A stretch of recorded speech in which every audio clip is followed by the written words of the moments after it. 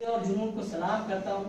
बहुत सारे लोग जो अदब अख़बार लिखते रहे, अदब अख़बार लिखकर उन्होंने अपने आप को बड़ा बना लिया या बड़ा बनने की कोशिश करते थे, लेकिन हाफिज कर्नाटकी साहब ने अदब अख़बार लिखकर अपने आप को बड़ा नहीं किया, बल्कि बहुत सारे बच्चों को बड़ा कर दिया।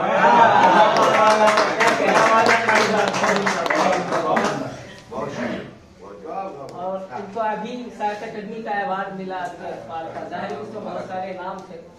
तो हाफिज कर्नाटकी साहब का काम इतना अहम है अदब अख़बार के हवाले से। इन्होंने एक मजमून भी लिखा है, मीर हमजा साहब ने, बहुत ही अच्छा, बहुत ही खूबसूरत मजमून लिखा है, जिससे पता चलता है कि हाफिज साहब का इर्तिकाद जो है अदब अख़बार पे सिर्फ यही नहीं कि अदब अख़बार पे लिखते रहे, बल्कि मैगजीन भी निकालते रहे। कई मैंने अभी एक मजमून लिखा बच्चों के रसायल के हवाले से, इनमें इनकी कई मैगजीन का मैंने हवाला दिया है और एक कोटेशन दिया है जो बहुत इंतहाई खूबसूरत, जो बच्चों के ज़ौक़ और जज्बे का तर्जमान हो, मुझे याद नहीं है, लेकिन बहुत ही खूबसूरत जुमले थे तो मैंने अपने मजमून में इनका इक़्तिबास दिया है।